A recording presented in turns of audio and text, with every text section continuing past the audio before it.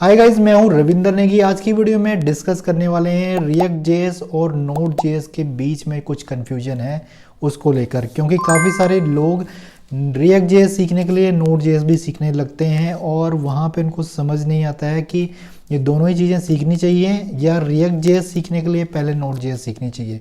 तो काफ़ी तरह का कन्फ्यूजन है और स्पेशली कन्फ्यूजन वहाँ पे आता है कि काफ़ी लोगों को तो यही क्लियर नहीं है कि रिएक्ट जेएस यूज़ किस लिए होती है, फ्रंट एंड के लिए यूज़ होती है या बैक एंड के लिए यूज़ होती है। तो काफ़ी सारे डाउट हैं, वो सारे मैं क्लियर करने वाला हूँ इस वीडियो के थ्रू। इसके अलावा मैंने कुछ 3-4 चीज़ें और ऐड की हैं इसमें। एक तो यही है कि रिएक्ट नोड जेएस का कन्फ्यूजन, दूसरा डेटाबेस को लिए कि रिएक्ट जेएस में डेटाबेस कौन सा यूज होता है, तीसरा ये कि रिएक्ट जेएस कैसे सीख सकते हैं, यानी कि कौन सी चीज़ें रिक्वायर्ड हैं रिएक्ट जेएस सीखने के लिए, चौथा ये कि किस टाइप के प्रोजेक्ट हम रिएक्ट जेएस में बना सकते हैं, और पांचवा ये कि React JS only React JS ही सीख के काम हो जाएगा, हमें इजीली जॉब मिल जाएगी या हम फ्रीलांसिंग कर सकते हैं या जॉब में हम हाइक ले सकते हैं। ये सारे ही क्वेश्चन के आंसर मैं इस वीडियो के थ्रू आपको देने वाला हूँ। सो पहले स्टार्ट करते हैं, रिएक्ट जेएस सीखने के लिए नोड जेएस भी सीखनी चाहिए या सीखनी पड़ेगी। तो answer is simple is no, क्योंकि React JS front end development के लिए यूज होती है, यूआई क्रिएट के लिए यूज होती है, जैसे कि आप HTML और CSS से करते हो। तो सेम एज एक एडिशनल हमें बेनिफिट मिल जाता है रिएक्ट जेएस में, आप इंटीग्रेशन कर सकते हो, API का फंक्शनल चीज़ें कर सकते हो जैसा कि जावास्क्रिप्ट के साथ होता है। तो एक चीज़ मिलती है, प्लस एक लाइब्रेरी मिलती है जिसमें काफ़ी सारी सपोर्ट होती हैं, स्टेट्स, प्रॉप्स, काफ़ी सारा काम ऐसा बना बनाया होता है जो कि आपका मॉडर्न वे में प्रोजेक्ट क्रिएट होता है। और ख़ासकर परफॉर्मेंस और UI इंटरफेस की बात की जाए तो well and good react JS उसको पूरा करती है। इसके अलावा एडिशनल फ्रेमवर्क भी हैं जैसे कि एंगुलर जेएस है, व्यू जेएस है, वो भी ये सारे सेम काम करते हैं। तो पहला डाउट तो क्लियर हो गया कि रिएक्ट जेएस सीखने के लिए नोड जेएस सीखना ज़रूरी नहीं है। नोड जेएस और रिएक्ट जेएस के बीच में कन्फ्यूजन क्यों क्रिएट होता है लोगों के लिए, वो इसलिए होता है फ्रेंड्स क्योंकि जब भी रिएक्ट जेएस का प्रोजेक्ट हम सेटअप करते हैं मॉडर्न वे में, मैं सिंपल वे में नहीं बोल रहा हूँ, मॉडर्न वे में। अब मॉडर्न और सिंपल वे क्या होता है इसको जान लेते हैं। मॉडर्न वे यानी कि आप सिंगल पेज एप्लीकेशन बनाते हो, वेबसाइट बनाते हो या एप्लीकेशन बनाते हो, साथ में आप बिल्ड बनाते हो अपने प्रोजेक्ट की, तो वो मॉडर्न वे हो गया है। आप यानी कि जो उसका रिएक्ट का CLI हो गया या किसी और फ्रेमवर्क का CLI, उसको यूज़ करके प्रोजेक्ट क्रिएट करते हो और देन आप जब प्रोडक्शन में उसको अपलोड करना होता है तो उसकी एक बिल्ड बनानी पड़ती है। वो आपको एक बंडलर करके देता है, काफ़ी सारी फाइलों का एक सिंगल फाइल या चंक में फाइल बनाता है। इस तरीका का अगर आप काम करना चाहेंगे तो यहाँ पे नोड जेएस की इन्वॉल्वमेंट हो जाती है। अब इसमें नोड जेएस की इन्वॉल्वमेंट इसलिए हो जाती है क्योंकि जो पैकेज हमारे डिपेंड हैं वो नोड जेएस यानी कि NPM नोड पैकेज मैनेजर पर डिपेंड करते हैं, इसलिए नोड जेएस को इंस्टॉल करना होता है, बट नोड जेएस के साथ डेवलपमेंट करना नहीं होता है। नोड जेएस की डेवलपमेंट बिल्कुल ही सेपरेट है। आप बैकएंड काम के लिए नोड जेएस की डेवलपमेंट यूज़ करते हैं जैसे कि बाकी की लैंग्वेजेस में करते हैं हम, PHP में, जावा में, .NET में, गोलैंग में, और भी काफ़ी सारी लैंग्वेजेस हैं। तो ये एक बात तो क्लियर होगी कि रिएक्ट जेएस सीखने के लिए नोड जेएस की ज़रूरत नहीं है। दूसरे टॉपिक पे आते हैं कि रिएक्ट जेएस में डेटाबेस कौन सा यूज होता है। तो जैसे कि मैंने बताया कि रिएक्ट जेएस फ्रंट एंड काम के लिए यूज होती है, स्पेशली UI क्रिएट करने के लिए काम होती है। तो यहाँ पे डेटाबेस का कोई काम ही नहीं है, फ्रंट एंड का सीधा ही बैक एंड के साथ इंटीग्रेशन या डेटाबेस के साथ इंटीग्रेशन कनेक्टिविटी हो ही नहीं सकती। इसीलिए यहाँ पे जो बीच का पार्ट होता है वो होता है API के थ्रू, यानी कि आप रिएक्ट जेएस के साथ API कनेक्ट करते हो और API देन डेटाबेस के साथ कनेक्ट होती हैं और देन उनकी इंटीग्रेशन होती है और देन फाइनली जो आउटपुट है या आपका जो डेटा है वो डेटाबेस तक पहुंचता है। तो डेटाबेस को आप यहाँ पे क्लोज मार्क कर सकते हो। आपको रिएक्ट जेएस सीखने के लिए कोई भी डेटाबेस सीखने की ज़रूरत नहीं है। उसके बाद आता है कि रिएक्ट जेएस सीखने के लिए कौन कौन सी चीज़ें हमें रिक्वायर्ड हैं। तो जैसा कि मैं अक्सर अपनी वीडियो में बोलता ही रहता हूँ और जो मेरा पूरा फोकस होता है वो इन्हीं 3 चीज़ों पे होता है। जब भी आप वेब डेवलपमेंट में इन्वॉल्व हो या इसका हिस्सा बनना चाहते हो तो HTML, CSS और जावास्क्रिप्ट, ये तीनों ही चीज़ें आपको रिएक्ट जेएस सीखने के लिए हेल्प करती हैं। और मैं तो कहूँगा कि इसके बिना रिएक्ट जेएस बिल्कुल ही अधूरी है, यानी कि आप इसके बिना आप रिएक्ट जेएस सीख ही नहीं सकते हो। उसके बाद यहाँ पे एक और चीज़ करेक्ट करना चाहूँगा कि काफ़ी लोगों के माइंड में ये होता है कि रिएक्ट जेएस से एक्चुअली बनता क्या है, बैक एंड डेवलपमेंट होती है या फ्रंट एंड डेवलपमेंट होती है। जैसे मैंने बताया यूआई, तो यूआई तो फ्रंट एंड में ही बनती है, तो बैक एंड में भी बनती है। बैक एंड का इंटरफेस बोल सकते हैं उसको, हम बैक एंड नहीं बोलेंगे। बैक एंड का मतलब कि डेटाबेस या कुछ ऐसी एक्टिविटी जो बैक एंड में हो रही है, यानी कि बिहाइंड द सीन हो रही है।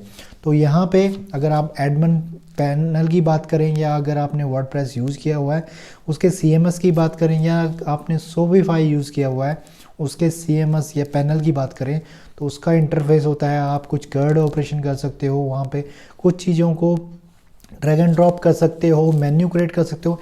ऐसी चीज़ों का अगर आपने यूआई क्रिएट करना होता है तो यहाँ पे रिएक्ट जेएस आपको बहुत हेल्प करने वाली है। इन सारी चीज़ें रिएक्ट जेएस में इजीली बन जाती हैं। उसके अलावा आप बात आती है वेबसाइट, क्या वेबसाइट बनाई जा सकती है रिएक्ट जेएस में? तो बिल्कुल बनाई जा सकती है, और इवन कि सारे ही जो लेटेस्ट फ्रेमवर्क हैं उनमें वेबसाइट भी बनाई जा सकती है।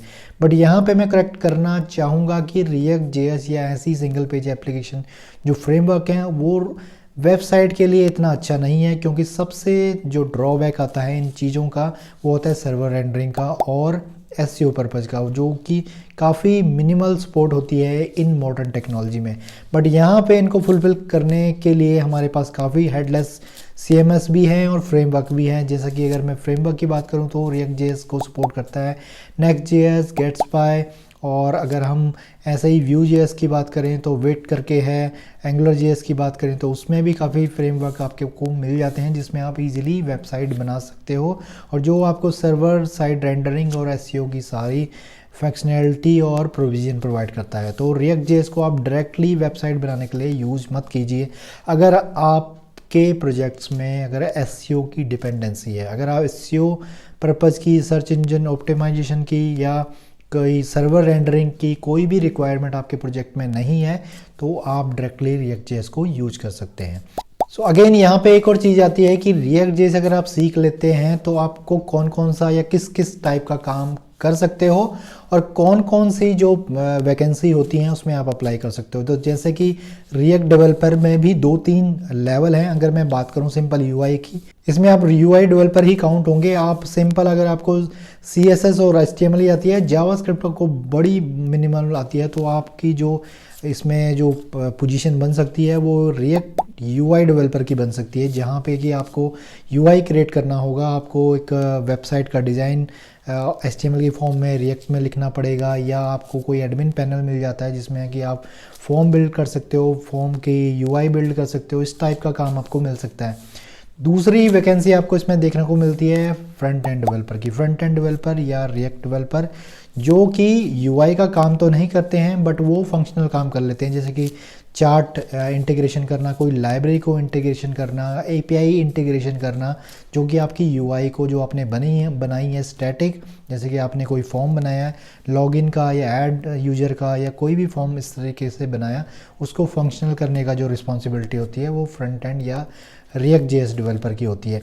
इसके बाद एक और वैकेंसी इसमें आती है, वो है full stack front end developer की, जिसमें आपको ये दोनों ही चीज़ें आनी चाहिए। इसके अलावा कुछ हाईली आपको चीज़ें आनी चाहिए, जैसे कि रेडक्स आनी चाहिए आपको, कुछ आपको यूआई फ्रेमवर्क आने चाहिए जैसे कि मटेरियल, आर्ट्स, बूटस्ट्रैप, और अगेन आपको और भी काफ़ी सारी इसमें लाइब्रेरी यूज होती हैं। चार्ट्स होती है, 3JS होती है, T3JS होती है, काफ़ी और लाइब्रेरीज़ हैं, उनकी नॉलेज होनी चाहिए। प्लस यूनिट टेस्ट केसेस भी अगर आप लिख सकते हैं तो ये वेल एंड गुड रहेगा, और यहाँ पे आपको काफ़ी सारा हाइक और जो आपका पे स्केल है वो काफ़ी अच्छा देखने को मिल सकता है। तो ओवरऑल अगर बात करें तो रिएक्ट जेएस की बहुत ही डिमांड होने वाली है, डिपेंड करता है कि आपका लेवल किसके ऊपर। मैं बात करना चाहूँगा कि अगर आप फ्रेशर हैं तो आप मल्टीपल चीज़ें मत लिखो, अपने जो रिज्यूम है उसमें मल्टीपल चीज़ें बिल्कुल भी मत रखो। आप रिएक्ट जेएस को HTML, CSS और जावास्क्रिप्ट से स्टार्ट करो, और आपको यूआई अच्छी से आती है तो यूआई के पोर्टफोलियो बनाओ, प्रोजेक्ट्स बनाओ, गिट में अपलोड करो, एंड देन उसको अपने CV में इंक्लूड करो, अपनी लिंक्डइन की प्रोफाइल बनाओ, और देन आप अप्लाई करते हो तो बहुत ज़्यादा चांस है कि आपको जॉब मिल सकती है। क्योंकि एक मैंने काफ़ी लोगों को देखा है, उनको बहुत कम चीज़ें आती हैं और सारा ही CV अपना भर लेते हैं, तो वहाँ पे उनका रिजेक्शन पक्का हो जाता है। यहाँ पे आप जितनी कम चीज़ें करते हैं बट क्वालिटी वाइज और आप कॉन्फिडेंस वाइज अगर उनको लेते हैं तो इंटरव्यू भी आपका कॉन्फिडेंस वाइज जाता है, और जो इंटरव्यूअर है वो आप में कुछ ना कुछ देख लेता है कि आपको यार ये नहीं आती तो बट आपको ये चीज़ बहुत अच्छे से आती है। इसके अलावा बात करेंगे कि रिएक्ट जेएस अकेले रिएक्ट जेएस सीखने से काम चल सकता है, तो आंसर इज़ नो। अकेली रिएक्ट जेएस सीखने से ही काम नहीं चलेगा, आपको इसके साथ बूटस्ट्रैप या यूआई या टेलविन सीएसएस या मटेरियल या रिडक्स तो रिक्वायर्ड है अगर आप फंक्शनल आप चीज़ें करते हैं। रिडक्स, एक्सियोस, फॉर्मिक फॉर्म्स की लाइब्रेरी है, या हुक्स, रिएक्ट हुक्स फॉर्म्स है। तो कुछ लाइब्रेरी एडिशनल है जो आपको सीखनी पड़ेंगी, यानी कि रिएक्ट के साथ अगर 3 या 4 लाइब्रेरी आप एडिशनल कर लेते हो तो यहाँ पे आप एक अच्छा डेवलपर बन सकते हो। तो अगेन रिपीट करना चाहूँगा, रिएक्ट जेएस सीखने के लिए नोड जेएस रिक्वायर्ड नहीं है। अगर आप फ्रंट एंड और बैक एंड दोनों की डेवलपमेंट करना चाहते हैं जावास्क्रिप्ट के साथ, देन मैं रिकमेंड करूँगा कि आपको जावास्क्रिप्ट सीखनी चाहिए, प्लस आपको react JS, angular JS, Vue JS इसमें से कोई भी सीखिए। और साथ में अगर आपने जेएस में ही डेवलपमेंट करनी है, बैक एंड डेवलपमेंट, तो आप सीखिए नोड जेएस, और जेएस में ही डेटाबेस अगर आपको करना है तो मोंगोडीबी बेस्ट है, NoSQL डेटाबेस। तो ये फुल पैकेज बन जाता है जिसे हम बर्न स्टैक डेवलपर भी बोलेंगे अगर आप रिएक्ट के साथ करते हैं, और इसके साथ आपको एक फ्रेमवर्क भी यूज़ करना पड़ेगा बैकएंड के साथ, नोड जेएस के साथ एक्सप्रेस जेएस। तो ये सारा ओवरऑल द वीडियो था रिएक्ट जेएस के ऊपर। ये सारे डाउट्स मैंने इस वीडियो के थ्रू आपको क्लियर करने की कोशिश की है। अगर आपका फिर भी कोई डाउट है तो आप मुझे मेल भी कर सकते हैं, कमेंट भी कर सकते हैं, और मेरी वेबसाइट है जो आपको नीचे दिख रही है ravindraneki.com, वहाँ पे जाके मुझसे चैट भी कर सकते हैं। तो मिलता हूँ फ्रेंड्स आपको नेक्स्ट वीडियो में। टिल देन इस वीडियो को लाइक और शेयर ज़रूर कीजिएगा, और बने रहिए मेरे साथ। Keep watching, keep learning.